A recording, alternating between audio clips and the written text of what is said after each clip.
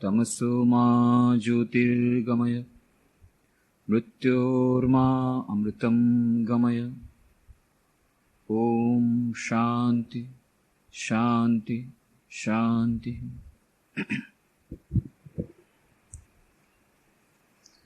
એકાગ્રતા અને ધ્યાન એ વિષયની ચર્ચા આપણે કરી રહ્યા છીએ. આ પહેલા આપણે જે 15 ચર્ચાઓ કરી એમાં આપણે ધ્યાન અને એકાગ્રતાનું આપણા દૈનંદિન જીવન માટે અને આધ્યાત્મિક જીવન માટે મહત્વ, એકાગ્રતા માટે ધ્યાનની આવશ્યકતા અને ધ્યાન માટે એકાગ્રતાની આવશ્યકતા, આમ બંને એકબીજાના પરિપૂરક છે એ વાત આપણે કરી. ધ્યાનના વિભિન્ન પ્રકારોની આપણે ચર્ચા કરી છે. ધ્યાનમાં મન બેસતું કેમ નથી એના વિક્ષેપોના થોડા કારણો આપણે જોયા છે. અને પાછલા શનિવારે આપણે ચર્ચા કરી હતી કે જેઓ આધ્યાત્મિક સાધનામાં હજી ઊંડા ઉતર્યા નથી, અને આપણે કહ્યું હતું કે જેઓ આધ્યાત્મિક સાધનામાં ઊંડા ઉતરવા માગે છે, ધ્યાનનો અભ્યાસ ખૂબ જ ગંભીરતાપૂર્વક કરવા માગે છે, એમના માટે એક ગુરુનું ચયન કરવું અત્યંત આવશ્યક છે. ગુરુ જ એ કહી શકે કે શિષ્યનો કયો પ્રત્યય હોઈ શકે ધ્યાનનો, એટલે કે ઈષ્ટદેવતા હોઈ શકે, અથવા તો બીજા પ્રકારના ધ્યાનો હોય તો બીજો કોણ પ્રત્યય હોઈ શકે. એ બધી વાતો ગુરુ જ શિષ્ય માટે નિર્ણય કરી શકે. પણ કોઈ એવા હોય કે ના, અમે હજી સુધી એટલા આગળ વધ્યા નથી, અને અત્યારે અમારી પાસે હમણાં કોઈ ગુરુ નથી, અને ગુરુનું ચયન અમારા માટે શક્ય પણ નથી, અને કરવાની ઈચ્છા પણ નથી. કારણ કે મોડર્ન છીએ અમે, કોઈને કેમ નતમસ્તક કરીએ. આ એક પ્રકારનું મોડર્ન એગ્નોસ્ટિસિઝમ પહેલા પણ હતું, પણ હજી આપણા આ સમાજમાં વધી રહ્યું છે કે કોઈની પાસેથી ગાઈડન્સ લેવું હોય તો જરૂર લેશું, કોઈ નવી જગ્યાએ જવું હોય તો ગાઈડ પૂછશું, ગાઈડને રૂપિયા આપશું, એનું ગાઈડન્સ લઈશું. મ્યુઝિક ક્લાસ માટે, કોચિંગ ક્લાસ માટે રૂપિયા આપીશું. પરીક્ષા પાસ કરે છે 12th તો બીજું કોઈ એના માટે જરૂર આપણે ગાઈડન્સ લઈશું, એના માટે કોચિંગ ક્લાસ કરીશું. બધી વસ્તુઓ માટે આપણે કોચિંગ ક્લાસીસ કરવા માટે, ગાઈડ કરવા માટે, પૈસા આપીને પણ ગાઈડ કરવા માટે આપણે તૈયાર છીએ. માર્ગદર્શન મેળવવા માટે તૈયાર છીએ, માર્ગદર્શન મેળવવા માટે તલપાપડ પણ છીએ. પણ જ્યારે આધ્યાત્મિક સાધનાની વાત આવે છે ત્યારે એમ લાગે છે કે એ તો એટલી સરળ વાત છે, એના માટે કોઈ માર્ગદર્શનની આવશ્યકતા નથી. પુસ્તકમાંથી થોડા મંત્ર જોઈ લેશું, પુસ્તકના થોડા સલાહ સૂચનો વાંચી લેશું, અને બસ કોઈને ગુરુ બનાવવાની આવશ્યકતા નથી.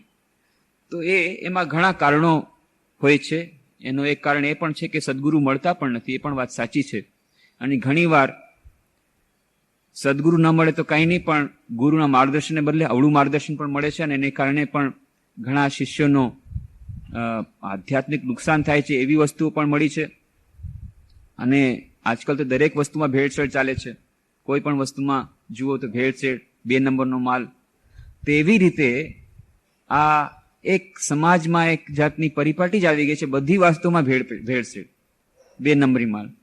તો એવી રીતે હા, એ વાત સાચી છે, ગુરુ કલ્ટ એ પ્રકારનું આવી ગયું છે, તો છેતરામણી પણ થાય છે. અને કદાચ સ્વામી વિવેકાનંદ કહેતા કે કોઈ પણ ક્ષેત્રમાં સૌથી વધુ છેતરામણી થતી હોય તો આધ્યાત્મિકના ક્ષેત્રમાં. તો એટલા માટે પણ કેટલાક લોકો સંકોચ પામે છે કે માર્ગદર્શન મેળવવા જતાં કંઈક અવળું માર્ગદર્શન મળી જશે, સદગુરુને બદલે કદાચ બીજું કોઈ ભટકાઈ જશે. એના કરતાં આપણે પ્લે સેફ, આપણે પોતાની જ મેળે થોડુંક કરીએ તો. અને બીજો આપણો અહંકાર, હું કેમ કોઈની પાસે નતમસ્તક કરું, કોઈને મસ્તક કેમ નમાવું, એ પણ હોય છે. તો ગમે તે કારણસર જો આપણે અત્યારે હજી ગુરુ બનાવવા ન માંગતા હોઈએ તો પહેલી વાત તો ધ્યાનનું ખૂબ ગંભીરતાપૂર્વક આપણે વિચાર ન કરવો જોઈએ, ધ્યાનના અભ્યાસનો. પણ પ્રારંભિક સોપાન તરીકે પોતાની મનની એકાગ્રતા વધારવા માટે, મનની શાંતિ માટે, શારીરિક લાભો માટે થોડોક ધ્યાનનો અભ્યાસ કોઈ પણ ગુરુના માર્ગદર્શન વગર કરી શકાય છે. અને એના માટેના થોડાક મહત્વપૂર્ણ ઉપયોગી સૂચનો સ્વામી વિવેકાનંદે પોતાના પુસ્તકમાં આપ્યા છે. એ પુસ્તકોમાં જે આપ્યા છે 12 ભાગમાંથી એમાંથી ચયન કરીને ધ્યાન તેની પદ્ધતિ એ પુસ્તકમાં થોડા આપ્યા છે. એમાંથી થોડુંક આપણે વાંચન કર્યું હતું કે જે લોકો જેઓ ધ્યાનના અભ્યાસમાં આરંભ જ કરવા માંગે છે, ધ્યાનનો અભ્યાસ, અને એના માટે કેવી જગ્યા ચૂંટવી, અને શરૂઆતમાં જે થોડાક સૂચનો જે કોઈ પણ સાધક માટે અત્યંત ઉપયોગી નીવડી શકે.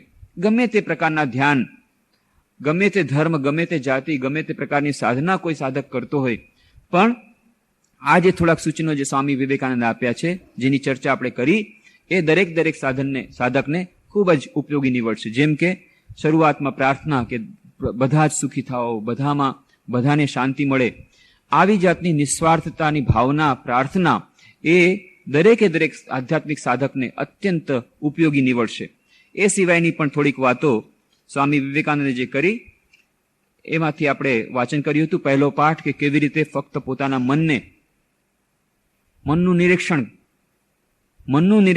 મન દ્વારા, પોતાનું જ નિરીક્ષણ પોતાના મન દ્વારા, એનાથી શું થશે? પોતાના મનને જાણવાનું આપણને સાધન મળશે. અત્યારે મોટા ભાગના લોકોની જે સમસ્યા છે, પોતાના મનને આપણે જાણતા નથી, પોતાના મનને ઓળખતા નથી. જે વાત આપણે કરી હતી પાછલા શનિવારે, ડિપ્રેશન એ સૌથી મોટો ભયંકર રોગ, એ માનસિક રોગ આજે લગભગ બધાને સતાવે છે. અમેરિકા હોય, જાપાન હોય, અને ભારતમાં પણ આવી ગયો છે. ખાસ કરીને યુવા વર્ગમાં ડિપ્રેશન, ગમે તે કારણસર બસ ડિપ્રેસ્ડ. તો એનું કારણ શું? આપણે પોતાના મનને ઓળખતા નથી. તો પોતાના મનને ઓળખવા માટે પણ આ ધ્યાનની આ પદ્ધતિ, જેની વાત સ્વામી વિવેકાનંદે કરી હતી કે ઠીક છે, થોડી વાર બેસી જાઓ ચૂપચાપ શાંતિથી અને પોતાના મનનું નિરીક્ષણ કરવાનો પ્રયત્ન કરો. અને જેમ મેં કહ્યું હતું, પોલીસ ઓફિસરની જેમ નહીં, CID ઓફિસરની જેમ. એને પકડવાની વાત નથી, જ્યાં જતું હોય ત્યાં જવા દો. પણ આ જે ફક્ત ક્યાં જાય છે એને પણ નિરીક્ષણ કરવાનો પ્રયત્ન. જો કે આ સરળ નથી, અત્યંત કઠિન છે. 1 2 ક્ષણ, 3 4 ક્ષણ તો આપણે જોઈએ છીએ કે હા, મન અહીંયા ગયું. પછી તો આપણા CID ઓફિસરને ઉપાડીને મન ક્યાં ચાલ્યું ગયું ખબર નહીં પડે. 10 મિનિટ પછી CID ઓફિસરને આપણને ગોતવા પડશે. અરે, આ તો આપણે નિરીક્ષણ કરી રહ્યા હતા અને આપણે ક્યાં ચાલ્યા ગયા કે ખબર ન પડી. ફરી પાછા નિરીક્ષણ પ્રારંભ. તો એ જે નિરીક્ષણ કરવાથી આપણા મનની અંદર કેવા વિચારો ઉઠે છે, મન કઈ તરફ જાય છે, એની પણ આપણને જાણ થશે. અને આવી રીતે પોતાના મનને ઓળખવા માટે સમર્થ થઈશું. અને નોલેજ ઇઝ પાવર, જ્ઞાન એ જ મહાન શક્તિ છે. જ્યારે આપણા મનની કઈ દશા છે, મનમાં કેવા વિચારો છે, મનની કઈ તરફની ગતિ છે, આ જાણવા માટે આપણે જ્યારે સક્ષમ થઈશું, જ્યારે CID ઓફિસરને ખબર પડી જશે કે આ ક્યાં જાય છે અને શું કરે છે, બસ પછી એનું એક્શન આરામથી પછી લેશે. પછી એના માટે કોઈ વધારે સમય નહીં લાગે. એ જે ગેરરીતિથી બધી વાતો ચાલી રહી છે એને કંટ્રોલ કરવા માટે, એને નિયંત્રણ કરવા માટે વધુ સમય નહીં લાગે. એકવાર જો પકડાઈ જશે મન તો આવી રીતે મનને પકડવા માટેની આપણે જે વિભિન્ન પ્રકારની વિધિઓ, એનું પણ સ્વામી વિવેકાનંદના પુસ્તકોમાંથી વાંચન કર્યું હતું. હું નિરોગી છું, મારું મન અને મારું શરીર બંને નિરોગી છે. આવી જાતની કલ્પના પણ, આવી જાતનું ચિંતન પણ દરેક સાધકને, ગમે તે પ્રકારના ધ્યાનની આપણે વાત કરતા હોઈએ, ગમે તે ધર્મમાં, ગમે તે માર્ગ દ્વારા જે પણ સાધક ધ્યાન કરતા હોય, એના માટે આ થોડીક વસ્તુઓ અત્યંત ઉપયોગી નીવડશે. બધા માટે નિસ્વાર્થ પ્રાર્થના, પોતાના મનને નિરીક્ષણ કરવાનો ઉપાય, બેઠા પછી તરત જ જે આપણો પ્રત્યય છે એ પ્રત્યય તરફ સીધું ધ્યાન ન કરીને થોડી વાર નિરીક્ષણ કરવાની સાધના. અને આ જે પોતાનું શરીર નિર્બળ છે, સબળ છે, પોતાનું મન પણ નિર્બળ છે, સબળ છે, એવી જાતની કલ્પના આ દરેક સાધકને ઉપયોગી નીવડશે. ધ્યાનના થોડાક ઉદાહરણો સ્વામી વિવેકાનંદ આપે છે. એમાંનું 1 કે 2 જ ઉદાહરણ આપણે જોઈશું. એ સિવાયના ઘણા ઉદાહરણો એમના પુસ્તકોમાં મળે છે. શ્રી રામકૃષ્ણ કથામૃતમાં આપણને મળે છે. માસ્ટર મહાશય જ્યારે પૂછે છે કે નિરાકારનું ધ્યાન કેવી રીતે કરવું, તો શ્રી રામકૃષ્ણ દેવ એમને વિસ્તારથી સમજાવે છે. માછલી જેવી રીતે સાગરમાં તરી રહી હોય, એવી જાતના ઘણા બધા ઉદાહરણો તો એ નિરાકાર ધ્યાન માટે. તેમાંના 1 2 ઉદાહરણ કે જેઓ હજી સુધી ઈષ્ટનું ચયન જેમણે કર્યું નથી, જેમણે ગુરુનું ચયન કર્યું નથી, એમના માટે આ ધ્યાનના થોડાક ઉદાહરણો જે સ્વામી વિવેકાનંદ કહે છે એ ઉપયોગી નીવડશે.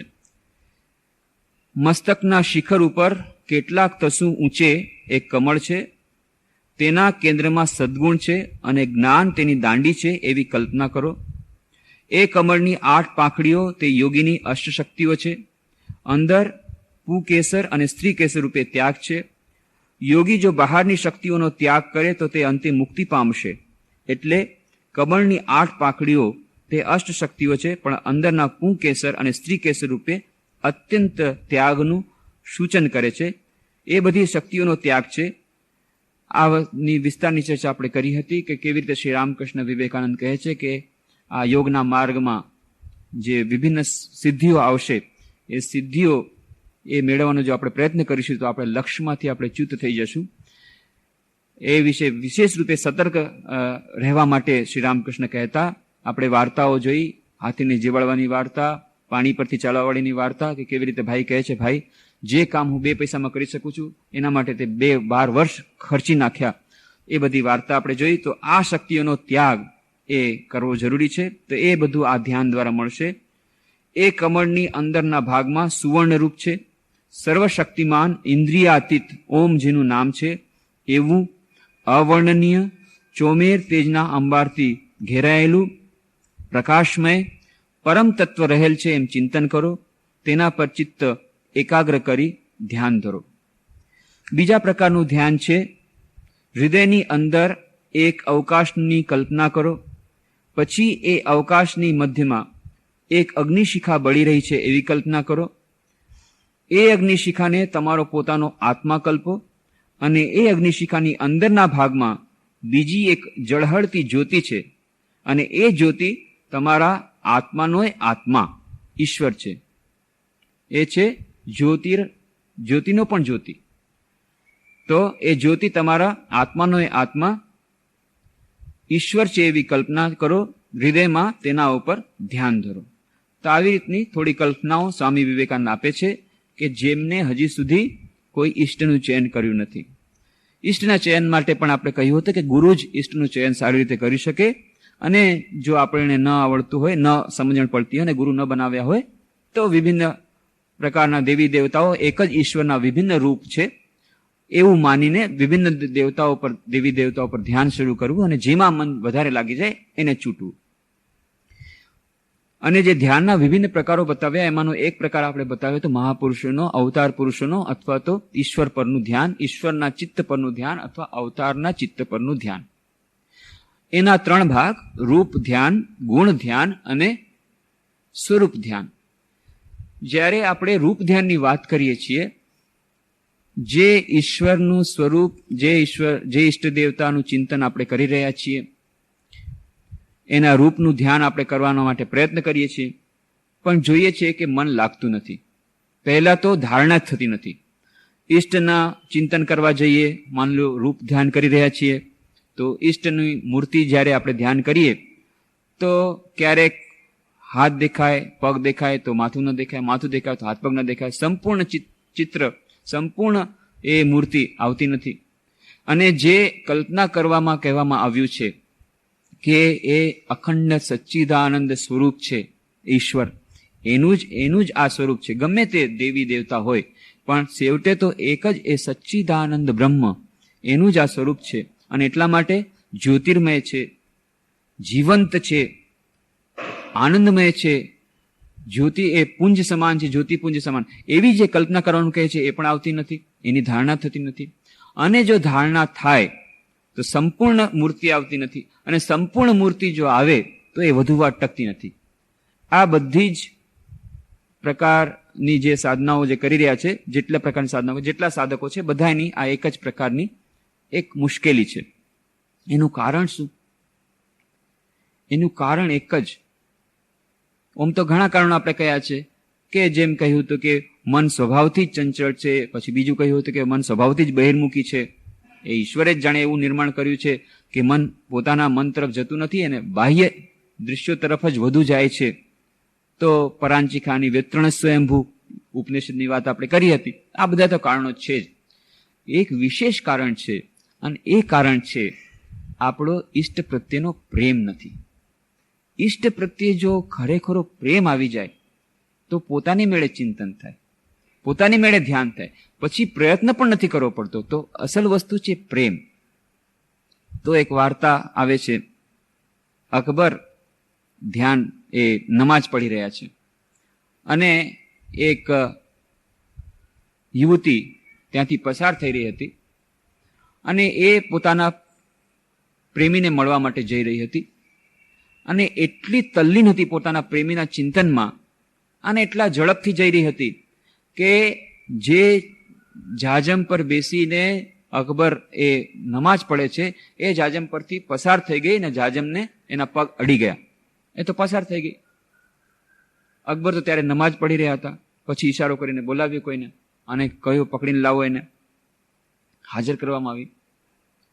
તને એટલી ગતાગમ નથી, હું અહીંયા નમાજ પઢું છું ઈશ્વરની, અલ્લાહની, અને આ જાજમ ઉપરથી તો આવી રીતે પસાર થઈ ગઈ, પાછું વળીને જોયું પણ નહીં કોના પર પસાર થાય છે તે કર્યું ને આવી રીતે તે ગુસ્તાફી કરી.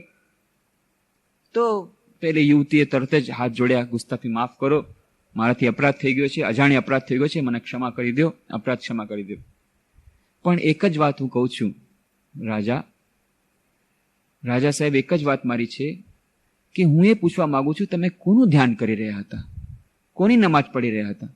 કેમ? ઈશ્વરની. ઈશ્વર તો સાંભળ્યું છે કે અત્યંત સુંદર છે, અત્યંત પ્રેમરૂપ છે અને એ તો મહાન ઈશ્વર છે. તો આવા મહાન ઈશ્વર, આવા એવી એ મહાન વિભૂતિ, એનું તમે ચિંતન કરી રહ્યા હતા, એનું તમે ધ્યાન કરી રહ્યા હતા, અને છતાં તમારી નજર મારા પર ગઈ અને હું મારા પ્રેમીના ચિંતનમાં, પ્રેમી તો એક સાધારણ મનુષ્ય છે, એના ચિંતનમાં હું એટલી મશગુલ થઈ ગઈ હતી, મને ખબર પણ ન પડી હું ક્યાંથી ચાલી રહી છું, અને તમે ઈશ્વરના ચિંતનમાં તમને ખબર પડી ગઈ કે હું ત્યાંથી પસાર થઈ ગઈ. તો આ તમારું કેવું પ્રકારનું ચિંતન? આ વાત સાચી છે, આપણા બધાની જ આ વાત છે કે ઈશ્વરમાં ધ્યાન તો વધારે લાગવું જોઈએ, પણ ઊંધું થાય છે.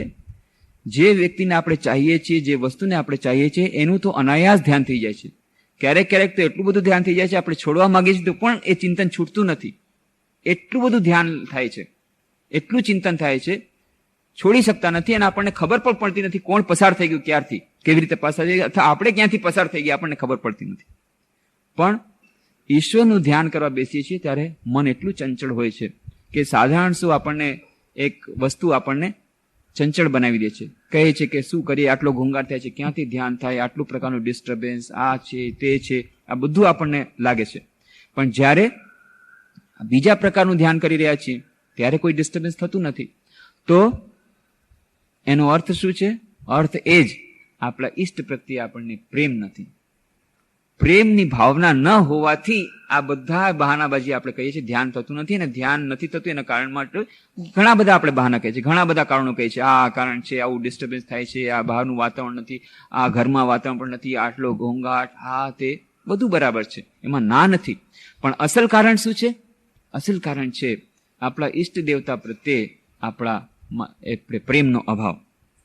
તો એ એકવાર જો એ પ્રેમ આવી જાય તો પછી બાકી બધું પોતાની મેળે ઠીક થઈ જાય છે. ધ્યાન અત્યારે આપણું હૃદય વહેંચાયેલું છે. મુખ્ય વસ્તુ એ જ છે કે હૃદયના સિંહાસન ઉપર આપણે કોઈક બીજાને બેસાડી દીધા છે. ઈશ્વર માટે જગ્યા નથી. તો ઈશ્વર આવે છે, બેસવા માટે આવે છે, ધ્યાન વખતે પણ આવે છે, પણ જુએ છે ત્યાં સિંહાસન તો ખાલી નથી, કોઈ બીજું બેઠું છે, એટલે બિચારા ચાલ્યા જાય છે. કરે શું? તો મીરાબાઈ કહે છે, પ્રેમ ગલી અતિ સાંકરી તામે દો ન સમાય. આ પ્રેમની ગલી એટલી સાંકડી છે કે એમાં બે સમાઈ શકતા નથી. એ પ્રભુ કહે છે હવે બીજું કોઈ છે તો હવે મારે શું કરવું? અચ્છા, ટાટા, ગુડ બાય. ઈશ્વર જતા રહે છે. અને એટલા માટે પછી કહે છે આપણે ધ્યાન જામતું નથી. જામે ક્યાંથી? આ રસ્તો જ ખુલ્લો નથી, એમના રસ્તો જ આપણે બંધ કરી દીધો. ઓનલી વન એટ એ ટાઈમ. બહુ સરસ વાત અમને કહી ગૌતમાનંદજી મહારાજે. યતીશ્વરાનંદજી મહારાજ રામકૃષ્ણ મઠ મિશનના વાઇસ પ્રેસિડેન્ટ થઈ ગયા. તો એમની સેવામાં હતા. તો સંન્યાસીઓ ત્યારે એમનું જે ઓરડો હતો બેંગ્લોરમાં જે રહેતા હતા, નાનકડો ઓરડો હતો અને બીજી બધી વસ્તુઓ પથરાયેલી હતી. તો બધા પ્રણામ કરવા આવતા હતા. તો એ જ્યારે સ્વામીજી આવ્યા પ્રણામ કરવા માટે, ત્યારે બીજું કોઈ હતું, બીજા સ્વામીજી પ્રણામ કરવા હતા, બીજા માટે જગ્યા નહોતી. વન એટ એ ટાઈમ.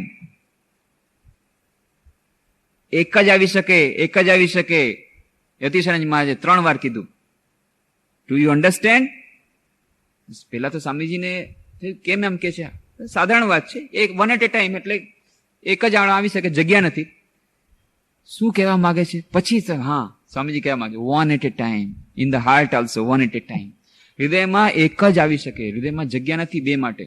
તો જહાં રામ તહાં નહીં કામ, જહાં કામ તહાં નહીં રામ, પ્રેમ ગલી અતિ સાકરી તો તામે દોનો સમાય. એટલા માટે એ હૃદયમાં ગુડ બાય કરીને ચાલે છે, આવી નથી શકતા ભગવાન. બાઇબલમાં કહ્યું છે I am a jealous God, very jealous God. હું એક અત્યંત ઈર્ષાળુ પ્રભુ છું. કેવો છું? ઈર્ષાળુ છું. ઈર્ષાળુનો અર્થ કે બીજું કોઈ તમારા હૃદયમાં આવશે તો હું સાખી નહીં શકું, તો હું પછી ચાલ્યો જઈશ. આ એક કહેવાની વાત, પણ એ વાત છે બાઇબલમાં. I am a jealous God. I cannot tolerate anybody else's presence in your heart.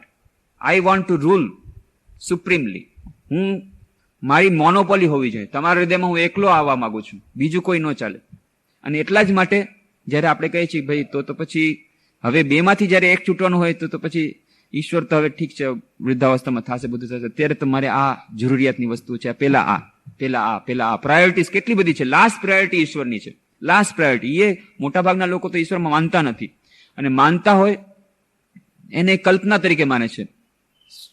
આપણને કહેવામાં આવે છે ઈશ્વર સત્ય જગત મિથ્યા. આપણને એમ લાગે છે ઈશ્વર મિથ્યા જગત સત્ય. આ આપણી સાધારણ સ્થિતિ છે. આપણને લાગે છે ઈશ્વર તો મિથ્યા છે. કોણે જોયું છે ઈશ્વર? આ જે હું જોઉં છું એ સત્ય છે. પૈસો એ સત્ય છે, આ વસ્તુ સત્ય છે, પ્રોપર્ટી સત્ય છે. ઈશ્વર એ તો કલ્પના છે. હા, કલ્પના બે પ્રકારની હોઈ શકે, એક સારી કલ્પના, એક ખરાબ કલ્પના. તો કેટલાક લોકો તો એક માને છે કે એ કલ્પના તો સાવ વાહિયાત કલ્પના છે, એની કલ્પના પણ નહીં કરવાની. તો બીજા એનાથી વધારે સારી કેટેગરી ના, કે છે ના, કલ્પના છે, સારી કલ્પના છે. હા, ક્યારેક ક્યારેક ઈશ્વરનું ધ્યાન કરાય છે, તો નહીં, છે તો કલ્પના. પણ જેમ પૃથ્વી પર અક્ષાંશ અને દેશાંશ રેખા છે, તો તમે સાયન્ટિસ્ટ છો, તમે અક્ષાંશ દેશાંશ રેખા ઉપર માનો છો? એ તો રેખા તો કોઈ પૃથ્વી ઉપર આમ ચિતરેલી નથી, પણ એ અક્ષાંશ દેશાંશ રેખાને કારણે કેટલા લોકોને કેટલી પ્રકારની સગવડ થાય છે, કેટલા જહાજો પોતાનું દિગ્દર્શન કરે છે, અને સાયન્સને એ કેટલી બધી વસ્તુ માહિતી મળે છે, બધું થાય છે. એટલા માટે અક્ષાંશ દેશાંશ રેખા નથી, કાલ્પનિક છે, તેમ છતાં આપણા જીવન માટે ઘણી ઉપયોગી છે. એવી જ રીતે ઈશ્વર નામની કોઈ વસ્તુ નથી, પણ હા, ઈશ્વરની કલ્પના ક્યારેક ક્યારેક એ કલ્પના આપણને દુઃખમાંથી નિવારે છે, સહારો આપે છે. એટલા માટે ઠીક છે, એટલી કલ્પના છે, પણ એ સારી કલ્પના છે. તો કેટલાકને મન ઈશ્વર કલ્પના છે, એ વાહિયાત કલ્પના છે. કેટલાકને મન ઈશ્વર કલ્પના છે, સારી કલ્પના છે. બહુ ઓછા લોકો એમ કહે છે કે હા, ઈશ્વર સત્ય છે, અને એમાંના ઘણા લોકો ખરેખર માને છે હૃદયથી કે હા, ઈશ્વર સત્ય છે. તો ઈશ્વર જ્યાં સત્ય છે એવી જાતની જયારે આપણે પ્રતીતિ નથી, તો ત્યાં ઈશ્વર પ્રત્યે પ્રેમ ક્યાંથી આવે? અને ઈશ્વર પ્રત્યે પ્રેમ ના આવે તો ધ્યાન કેવી રીતે થાય? એટલે આ બધું એકબીજા સાથે સંકળાયેલું છે. એટલે જ મેં કહ્યું હતું કે ધ્યાનની ચર્ચા આપણે જયારે કરીશું, આ કોઈ સરળ વિષય નથી અને સરળ વાત પણ નથી. બહુ સરસ લાગે છે ધ્યાન, બહુ સરસ, ધ્યાનમાં લાગી જશું, ધ્યાનમાં મસ્ત થઈ જશું અને ઇન્સ્ટન્ટ સમાધિ થઈ જશે, પછી તો વાહ વાહ, આનંદ જ આનંદ. પણ આપણે આનંદ મેળવવા માંગીએ છીએ, સમાધિ મેળવવા માંગીએ છીએ, ધ્યાનમાં આગળ અગ્રેસર થવા માંગીએ છીએ, પણ જયારે આવી વાત આવે છે કે ધ્યાનમાં અગ્રેસર થવા માટે હૃદય ખાલી કરવું પડશે, એ ખાલી કરવા માટે આપણે તૈયાર, કારણ કે ત્યાં ઈશ્વરને આપણે બેસાડવા હોય તો પેલા ખાલી કરવું પડે, જગ્યા નથી, એ આપણે ખાલી કરવા માટે તૈયાર નથી. એટલે કે આપણે એની પ્રાઇઝ દેવા માટે તૈયાર નથી. મુખ્ય વસ્તુ ત્યાં જ આવીને અટકી જાય છે. તો જે વાત મેં કહી હતી, સ્વામી વીરેશ્વરાનંદજી મહારાજે સ્વામી પ્રેમાનંદજીના સંસ્મરણો સંભળાવતી વખતે કહ્યું હતું. સ્વામી પ્રેમાનંદજી મહારાજ ગયા હતા માલદા, ત્યાં બંગાળમાં, નોર્થ બેંગોલમાં, અને માલદામાં તેઓ વક્તૃત્વ આપી રહ્યા હતા. શિવ જ્ઞાનથી જીવ સેવા કરો, ખૂબ કામ કરો, ખૂબ સમાજની સેવા કરો, આ બધી વાતો કહી રહ્યા છે. અને ત્યાં ચૈતન્ય દેવને માનનારા ઘણા કીર્તન મંડળીના ભક્તો અને બીજા બધા ઘણા બધા ભક્તો હતા. તો પ્રવચન હજી ચાલે છે, ત્યાં વચમાં જ એ લોકો કહીને કહ્યું, સ્વામીજી, અમે તો આવ્યા હતા થોડીક પ્રેમની વસ્તુ સાંભળવા માટે, ભક્તિની વાતો સાંભળવા માટે, તમે બધી આ કર્મની અને દેશ સેવાની આ બધી વાતો કરો છો, અમે તો ભક્તિની વાતો સાંભળવા હતા. પણ સ્વામી પ્રેમાનંદજી એ જ વાતો બધી કરતા રહ્યા, કેવી રીતે કર્મયોગ કરવો, કેવી રીતે સેવા કરવી, કેવી રીતે બીજાનો એ બધા કાર્યો કરવા. 2-3 વાત આવી રીતે કહ્યું. અને પછી પ્રેમાનંદજી મહારાજ જયારે 2-3 વાર કહ્યું કે નહીં, અમે તો ભક્તિની વાત સાંભળવા આવ્યા હતા, પ્રેમની વાતો સાંભળવા આવ્યા હતા, પછી પ્રેમાનંદજી મહારાજ એકદમ કડક થઈ ગયા, ઉભા થઈ ગયા અને કહ્યું, હા, સંભળાવીશ, પ્રેમની વાત સંભળાવીશ, ભક્તિની વાત સંભળાવીશ. કોઈ સાંભળવા તૈયાર છે? તૈયાર છે કોઈ સાંભળવા માટે? છે કોઈ એને યોગ્ય? આવી જાઓ. સાધારણ વાત નથી, પ્રેમની વાત. અને પછી એમણે એક વાર્તા સંભળાવી. સ્વામી પ્રેમાનંદજી મહારાજે, એક ફેરીઓ છે, ફેરીઓ જોર જોરથી બૂમ પાડીને જાય છે દરેક શેરીઓમાં, પ્રેમ પ્રેમ પ્રેમ વેચું છું, પ્રેમ લેવો છે કોઈને, પ્રેમ પ્રેમ, જેને લેવો હોય આવી જાઓ. બધા કહે છે હા અમને પ્રેમ જોઈએ છે, અમને ભક્તિ જોઈએ છે, ભગવાન પ્રત્યે પ્રેમ, હા અમને જોઈએ છે, અમને જોઈએ છે. બધા દોડી દોડીને આવે છે. બોલે કેટલા પૈસા લાગશે? બોલો જેટલા પૈસા માગીએ એટલા આપીએ. કે ભાઈ અહીંયા તો પૈસાનો તો હું વ્યવહાર કરતો જ નથી, મારી પાસે તો ત્રાજવું છે, એક ત્રાજવાના પલ્લામાં તમારું માથું કાપીને નાખો એટલો પ્રેમ હું વજન કરીને આપું. આ એક જ ત્રાજવું છે, જેને જેટલો પ્રેમ જોતો હોય બસ તમારું માથું કાપીને આમાં એક ત્રાજવામાં રાખીશ, એક પલ્લામાં, બીજા પલ્લામાં એટલો જ હું વજન કરીને પ્રેમ આપી દઈશ. આ જ મારો ધંધો છે. કોને લેવો છે પ્રેમ? બધા ભાગી ગયા, કોઈ નહીં. માથું કાપીને ત્રાજવામાં રાખે ને પછી પ્રેમ આપે, કોણ આવે? તો માથા સાટે મોંઘી વસ્તુ મળવી નહીં સહેલજોને, હરિનો માર્ગ છે શુરાનો, નહીં કાયરનું કામ જોને. આ જ વસ્તુ છે. આપણે શું એ દેવા માટે તૈયાર છીએ? નથી, નથી. કેટલી બધી વસ્તુ આપણા હૃદયમાં અત્યારે બેઠેલી છે. આપણે શું એ સેક્રિફાઈસ કરવા તૈયાર છીએ? એ ત્યાગ કરવા તૈયાર છીએ? કેટલી બધી વસ્તુઓ, કેટલા બધી જાતના આકર્ષણો, કેટલી બધી જાતની ઈચ્છાઓ, કેટલી બધી જાતની વાસનાઓ, કેટલી બધી જાતની અભિષ્ઠાઓ આપણા હૃદયમાં અત્યારે રમી રહી છે. એક નહીં પણ અનેક. એ હૃદયથી ભરેલી વસ્તુઓમાં જગ્યા જ નથી ઈશ્વર માટે. તો પછી ઈશ્વરનું ચિંતન ધ્યાન કેવી રીતે થાય? તો ઈશ્વર પ્રત્યે પ્રેમ નથી. પ્રેમ માટે, પ્રેમ જો મળવો હોય એના માટે માથું દેવું પડે. માથું દેવા માટે આપણે અત્યારે તૈયાર નથી અને એટલા માટે પ્રેમ મળતો નથી. તો આ જ વસ્તુ ત્યાં અટકી જાય છે. ઈશ્વર પ્રત્યે પ્રેમ નથી, એને કારણે ઈશ્વરનું ધ્યાન થતું નથી. હવે ઈશ્વરનો પ્રેમ કેવી રીતે મળે? તો સેક્રિફાઈસ કરવા માટે આપણે તૈયાર નથી. સેક્રિફાઈસ કરવા માટે કેમ તૈયાર નથી? કેમ આપણે ત્યાગ કરવા તૈયાર નથી? કારણ કે અત્યારે આપણને ઈશ્વર છે કે નહીં એ જ વાતનો ખ્યાલ નથી. તો પછી એક કાલ્પનિક વસ્તુ માટે થઈને આટલો બધો ત્યાગ કરો. આ સામે દેખાય છે કોન્ક્રીટ વસ્તુ, કોન્ક્રીટ આપણી સામે દેખાય છે, કેટલું બધું એનાથી સુખ મળે છે, કેટલું બધું પ્રેમ, કેટલું બધું આપણને એમાંથી આનંદ મળે છે. આ વસ્તુ છોડી અને આ કાલ્પનિક વસ્તુમાંથી કોણ જાણે મળશે કે નહીં? બધા કહે છે હા સચ્ચિદાનંદ બ્રહ્મન આમ તેમ, પણ પછી કઈ મળશે કે નહીં? આમાંથી પણ ગયા, આમાંથી પણ ગયા, અતો ભ્રષ્ટ તતો નષ્ટ, બંનેમાંથી ગયા. એના કરતા આ તો પકડીને રાખો, આ તો હમણાં તો આપે છે, પછી જે થવાનું છે થશે. આ આપણા મનની વિચારસરણી છે. આપણે બહારથી મોઢેથી કહીએ કે ન કહીએ, આપણા સબકોન્શિયસ માઇન્ડમાં, આપણા અવચેતન મનમાં આવી જાતનું સમીકરણ રમી રહ્યું હોય છે કે ભાઈ આ વસ્તુ જે સંસાર છે, સંસારમાં ભલે ગમે એટલા દુઃખ હશે પણ થોડુંક તો સુખ છે ને, એ સુખને પકડીને તો બેઠા છીએ. હવે આ સુખના જે ભોગ્ય પદાર્થો, આ સુખની જે ભોગ્ય વસ્તુઓ, જે એને આપણે ત્યાગ કરી દેશું અને ત્યાં આપણે ઈશ્વર માટે થઈને ત્યાગ કર્યો અને ત્યાંથી કઈ મળ્યું નહીં, કારણ કે ઈશ્વર કલ્પના છે કે સત્ય છે એ ખબર નથી. અને પછી કે છે કે હા એમાંથી ખૂબ પરમ પ્રેમ મળશે ને પરમ આનંદમય છે ને સચ્ચિદાનંદ બ્રહ્મ છે, આ બધી વાતો છે. અને જો એ જૂઠી નીવડી તો ગયા બંને તરફથી. એના કરતા આ એક પલ્લું પકડી રાખ્યું છે, એને પકડી રાખો. આ આપણી વિચારસરણી છે. એટલા માટે અત્યારે ઈશ્વર પ્રત્યે આપણને પ્રેમ જાગતો નથી. ઈશ્વર માટે આપણે ત્યાગ કરવા માટે તૈયાર નથી. ઉપાય શું?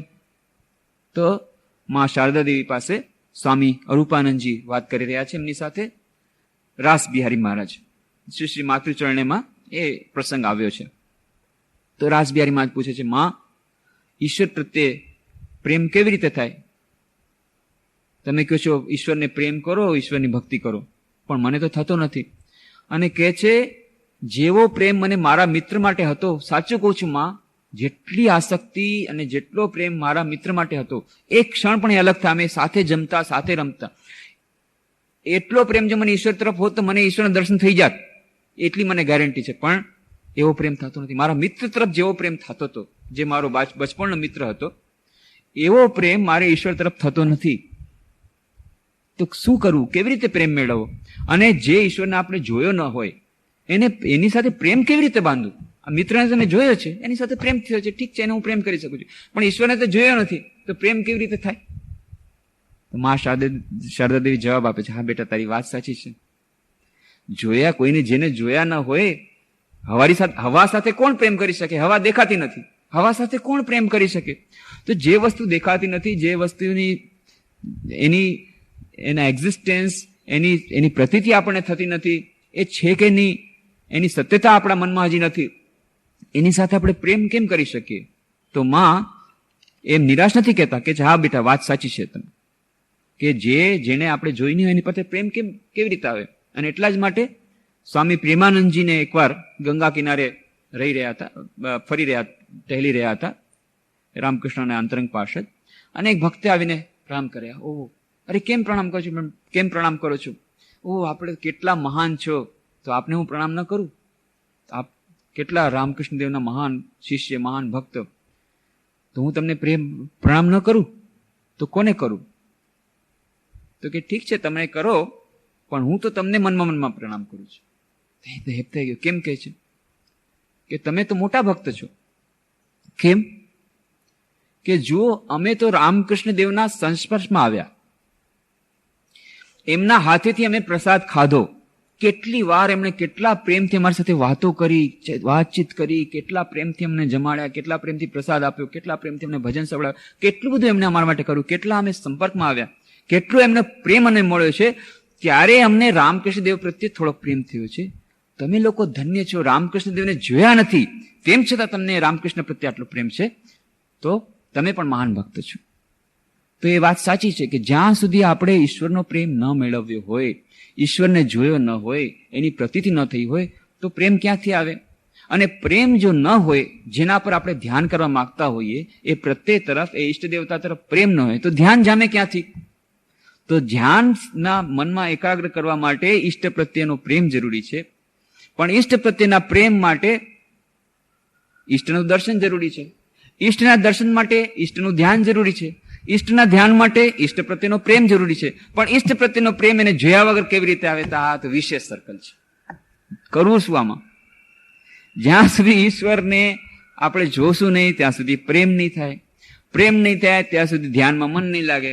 ધ્યાનમાં મન નહીં લાગે ત્યાં સુધી ઈશ્વરના દર્શન નહીં થાય. ઈશ્વરના દર્શન નહીં થાય, પ્રેમ નહીં આવે, તો એકબીજા સાથે સંકળાયેલા છે. હવે કરવું શું? આ આપણા માટે સમસ્યા છે. તો જેવો પ્રેમ વિષયો પ્રત્યે આપણો છે, એવો પ્રેમ જો ઈશ્વર પ્રત્યે આવી જાય તો આપણી બધી સમસ્યાનું સમાધાન થઈ જાય. તો વાત સાંભળી લીધી. અને એના માટે તો કેટલા બધા ઉદાહરણો. પ્રહલાદ જેવા ભક્ત મહાન કહે છે, બહુ સુંદર એમને એ શ્લોક આવે છે ભાગવતમાં. યા પ્રીતિર અવિવેકી નામ વિશેષવનુપાયિની ત્વામ અનુસ્મૃત સામે હૃદયાનમાં અપસર્પતુ. હે ઈશ્વર, તમે શું કરો? એટલી જ હું તમને પ્રાર્થના કરું છું કે જેવી પ્રીતિ અવિવેકી પુરુષોની વિષયો પ્રત્યે હોય છે, પોતપોતાના ભોગ્ય પદાર્થો પ્રત્યે હોય છે, એટલી જ પ્રીતિ મને તમારા ચરણોમાં આપી દે, બસ પતી ગયું. બીજું કાંઈ મને જોતું નથી. જેવી પ્રીતિ અવિવેકી પુરુષોની વિષયો પ્રત્યે, સંસારના વિષયો પ્રત્યે હોય છે, એટલી જ પ્રીતિ મને જો તમારા ચરણોમાં આવી જાય તો મારું કામ પતી ગયું. અને બસ એને તો ડાયરેક્શન દેવાની જ જરૂર છે. ફક્ત એ પ્રીતિને જે લોકો, એટલે સ્વામી વિવેકાનંદ કહે છે કે જે લોકો પ્રેમ કરતા જાણે છે, ભલે અનિશ્ચિત વસ્તુ પ્રત્યે પ્રેમ કરતા છે, એ લોકોના માટે હજી પણ એના માટે ચાન્સ છે. કારણ કે એને ફક્ત ડાયરેક્શન બદલવાની છે, એને ફક્ત દિશા બદલવાની છે, એને ફક્ત એટલું જ જોવાનું છે કે એ વસ્તુ જેને પ્રેમ કરે છે એ ક્ષણભંગુર છે, અને આ જે સચ્ચિદાનંદ છે, ઇટર્નલ છે, એ તરફ એનું મન વાળવાનું છે. એટલું જ છે. પણ જે પ્રેમ નથી કરી શકતો, એના માટે સ્વામી વિવેકાનંદ કહે છે કોઈ સ્કોપ નથી. પણ જે પ્રેમ કરી શકે છે, ભલે આજે અનિશ્ચિત વસ્તુઓ તરફ પ્રેમ કરે છે, એ જ જ્યારે સમજી જશે કે મારે આ વસ્તુ મને મૃત્યુ તરફ ધકેલી દેશે અને અમરતા તરફનું પ્રેમ મને અમરતા તરફ લઈ જશે, તો ભક્ત એની દિશા જ બદલવાની રહેશે. તો જે પ્રેમ કરતા જાણે છે, સ્વામી વિવેકાનંદ કહે છે, એના માટે હજી પણ ઘણી શક્યતાઓ રહેલી છે. ખૂબ સુંદર પ્રસંગ આવે છે રામાનુજાચાર્યના જીવન ચરિત્રમાં. રામાનુજાચાર્ય એક તરફ મંદિરના દર્શન માટે જઈ રહ્યા છે, મંદિર પાસેથી જઈ રહ્યા છે. રસ્તા પર જુએ છે એક અત્યંત વિચિત્ર દૃશ્ય. અને એ વિચિત્ર દૃશ્ય, એક વ્યક્તિ છત્રી લઈને ચાલી રહ્યો છે, એની સાથે હજી એક યુવતી છે, એક સ્ત્રી છે. સ્ત્રીની સાથે સાથે ચાલી રહ્યો છે, એક જ છત્રીમાં, એક જ છત્રીની નીચે છે. ખૂબ તડકો છે, એટલા માટે સૂર્યના તાપથી કરવા માટે એક છત્રી એણે પકડી રાખી છે, એની સાથે એક સ્ત્રી આવી રહી છે. પણ આનું મુખ જે છે, આ વ્યક્તિનું, એનું મુખ સ્ત્રી તરફ છે.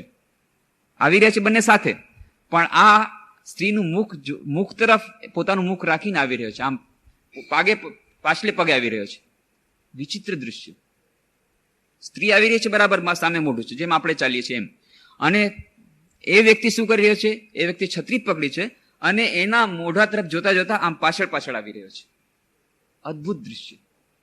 તો પછી એણે કહ્યું કે વાત શું છે કે તું આવી રીતે આવી રહ્યો છે, પાછળ પાછળ આવે છે, લોકો તો મોઢું જે તરફ એ તરફ ચાલે, તું પાછલી પાછલી તરફ આવી રહ્યો છે. તો કે જો આ સ્ત્રીને હું ખૂબ જ પ્રેમ કરું છું અને મને એ સુંદર સ્ત્રીથી એક ક્ષણ પણ વિલગ રહેવું ગમતું નથી, એટલા માટે સતત એનું મુખ દર્શન કરતા કરતા હું પાછળ પાછળ જાઉં છું. એક ક્ષણ પણ એનું મુખનું દર્શન મને ન થાય તો મને ન ગમે, એટલા માટે એના મુખનું દર્શન કરતા કરતા હું આવી ચાલી રહ્યો છું. ચાલતી વખતે પણ મારે એના મુખનું દર્શન કરવું છે, એટલા માટે હું આવી રહ્યો છું. રામાનુજાચાર્ય આશ્ચર્યચકિત થઈ ગયા. આટલી પણ કોઈની આસક્તિ હોય, પણ એ હતા મહાન આચાર્ય. બીજું કોઈ હોત તો કે તારી આટલું વિષય આસક્તિ, પણ રામાનુજાચાર્ય મહાન આચાર્ય હતા કે વાહ વાહ વાહ, સાબાશ, ખરેખર તું જ ખરેખરો પ્રેમી છે. આટલું બધો તારો પ્રેમ તારી પ્રેમિકા માટે કે એક ક્ષણ માટે પણ તું એના સુંદર ચહેરાથી અલગ રહેવા નથી માંગતો. શાબાશ છે તને. આટલી બધી તારી પ્રેમની આસક્તિ, આટલી બધી તારી પ્રેમની એ છે ઇન્ટેન્સિટી છે, એની આકુળતા છે. પણ તું મને એ કહે કે શું કરો તું આવું કરે છે? જે વ્યક્તિ કોઈ વ્યક્તિ આવો તો નથી કરતા, તો તું શું કરવા આમ કરે છે?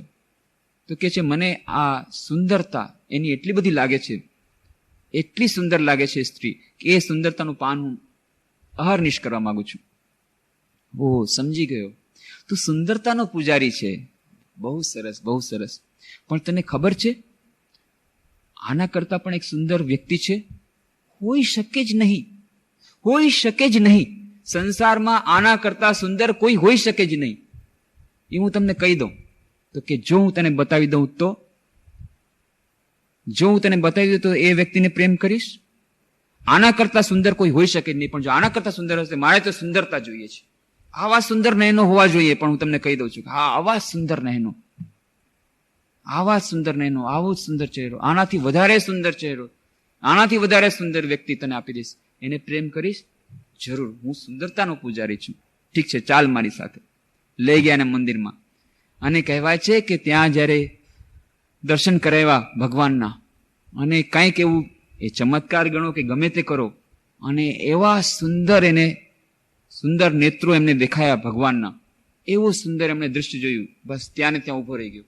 ઉભો જ છે, ઉભો જ છે, ઉભો જ છે, ખસતો નથી. બસ એ ગયો, પતી ગયું. એ સુંદરતાનો પૂજારી, એ મહાન ભક્ત બની ગયો. ધનુર્દાસ એમનું નામ. રામાનુજાચાર્યના મહાન એ ભક્ત બની ગયા. ધનુર્દાસ એનું નામ હતું. સાઉથ ઇન્ડિયાના મહાન ભક્ત. પણ આવી રીતે એ પરિવર્તન થયું.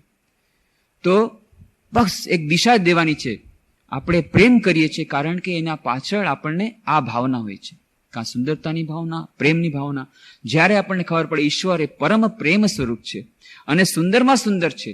સુંદરતા જેણે મસ્ત સંસારને સુંદરતા બક્ષી છે, એવી એ સુંદરતાના માલિક એ પોતે.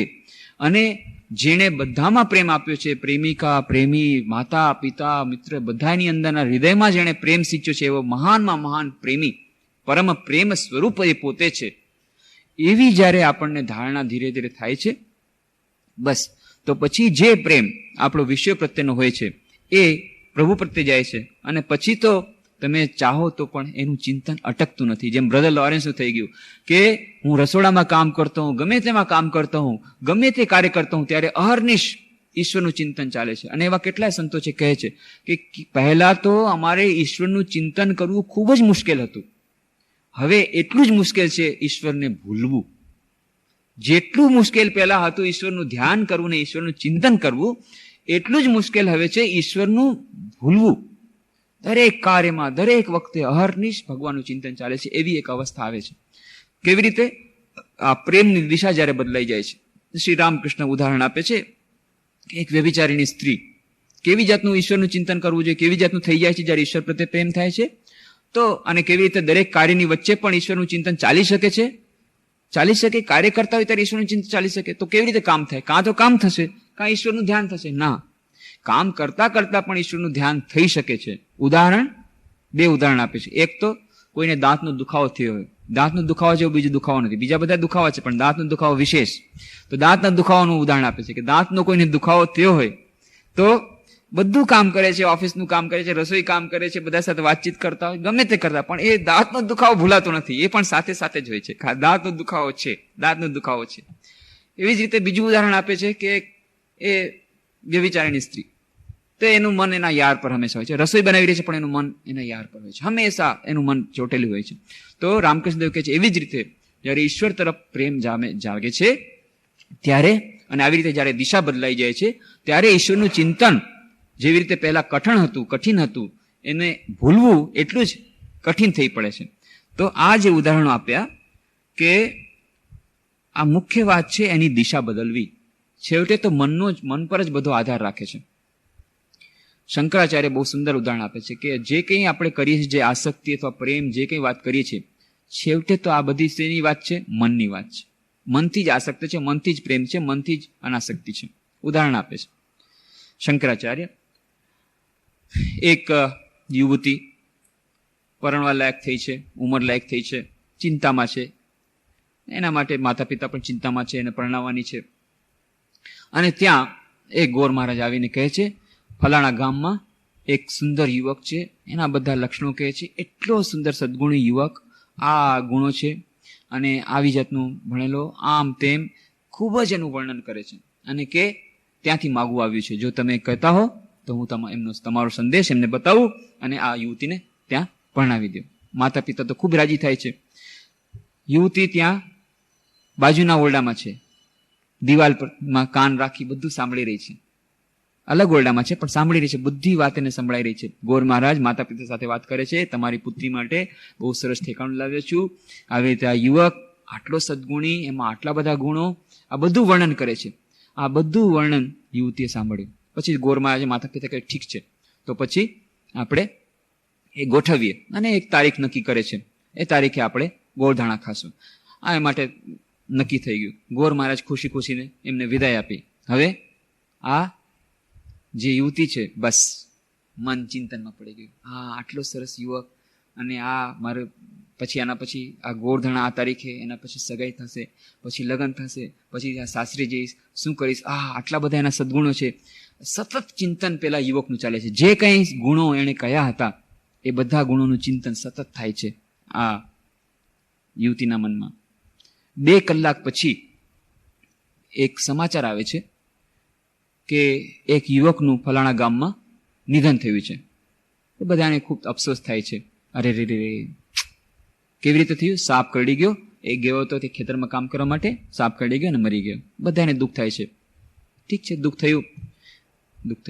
2 દિવસ પછી ખબર પડી, દુઃખ થયું ને ભૂલી ગયા. 2 દિવસ પછી ખબર પડી જે યુવકને સાપ કરડ્યો હતો એ જ યુવક સાથે આ યુવતીનું થવાનું હતું. જ્યાં ખબર મળ્યા બેહોશ થઈ ગઈ. બેહોશ સાંભળીને.